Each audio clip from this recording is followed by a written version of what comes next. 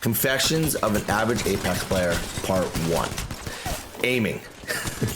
It took me a while, probably a solid 100 levels, before I realized how good the hip fire was in this game.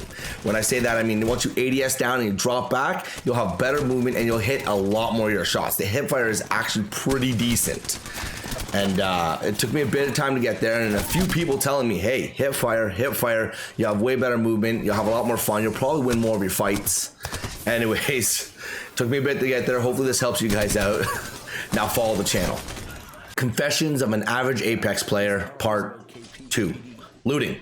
To this day, I still play a game called Loot Simulator. I've spent way too much time looting, trying to find my perfect setup and the guns I really want to run with, and not getting into a fight. So then I get too calm and relaxed, and I'm running around chatting with my friends. Then by the time I actually find a fight, I'm not geared in. I end up dying before I actually get amped up and ready for that fight. So what I'm trying to say is, don't fall for the game Loot Simulator. Now follow the channel. Confessions of an Average Apex Player, Part 3. Standing still. I find myself standing still to this day, like as if I went AFK. You know, it's probably the reason why I get Kraber so damn often. Remember, legends, you gotta dodge, duck, dive, and dodge. Keep those freaking heads moving, man. Now follow the channel. Confessions of an Average Apex Player, Part 4. Guns. I'm talking about gun comfort, guys. To this day, I still find myself bypassing certain weapons because I'm just not comfortable with them. Hell, even confident with them. So what I suggest is drop into pubs, grab the gun you don't love, and kick some butt, legends. Now follow the channel. Confessions of an Average Apex Player, Part 5. Paying attention. Okay, so you're gonna play way more rounds with randoms who have no comms versus who have them. So when you drop in, grab yourself a gun, have a look at your minimap, and pay attention to what is going on around you, whether or not your randoms have been hot dropped on or they hot dropped on someone else. Because unless you're a freaking slayer, you're probably gonna have to be put into a 1v3 situation, most likely. And I can't tell you how many times I have not been successful in that one. So pay attention. And now follow the channel. Just left me. Confessions of an Average Apex Player, Part 6. Heals. You just finished a fight. You need to reset, and you have no shield swap available before the third party gets there. So what do you heal first? Do you pop a heal, or do you pop a shield? Shields first. Ding, ding, ding if you said shield. To this day, I still freaking mess this one up and think I need to heal my health first. You should always go for your shields first. I still get yelled at by my squad for popping heals over shields all the time. They will go shield, shield, shield, shield, shield, and they will yell at me for it. So, if you need to reset, always heal your shields first. Now follow the channel. Confessions of an Average Apex Player, Part 7. Zone. For the longest time when I first started playing this game, I was afraid of the zone. I was afraid of the ring.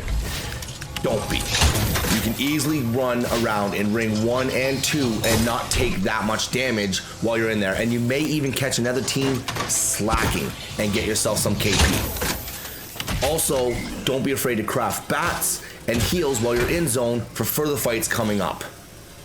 This is something that took me a little bit to learn, but once I did, it's helped me greatly and improved my gameplay overall. Now follow the channel.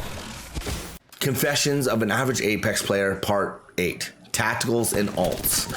When I first started playing this game, I thought you had to safeguard these things. I mean, not use them unless you absolutely needed to use them. That's how I thought you played the game.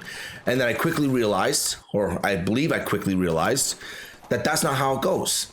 I am a Bloodhound main, or I guess. I play him the most. I enjoy that character the most. And now I've realized that instead of waiting for the last fight to pop my ult, I pop my ult at every fight to give all my teammates as much information as possible when I scan, because that's just my job. You're already in a fight. They already know you're there. There's no point in not using your abilities to find out where they are, right? Anyways, don't be like me and take so long to realize that's how you should really be using your characters.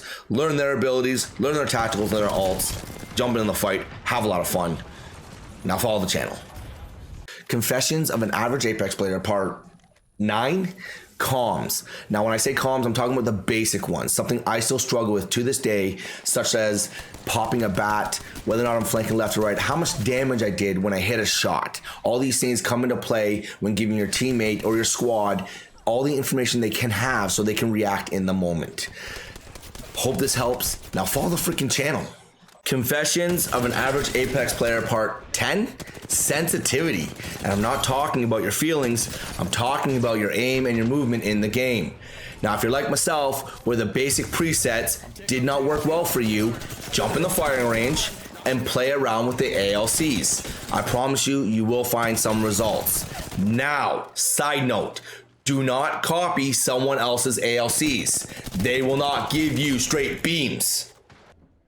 Get in there, have some fun, figure it out for yourself. Now, why haven't you followed the channel yet? Confessions of an Average Apex Player Part 11, Having Fun. If you're like me, I really do like and enjoy this game, but sometimes I may not have a lot of fun playing it. Whether that be the bugs, the toxic randoms, or hell, maybe you're just having an off week. That is okay. Remember, you can put it down, take a little bit of a break, but don't ever forget about those sloppy wins you've gotten with your friends or the fun games you're playing in the firing range. As always, follow the channel and have fun, man.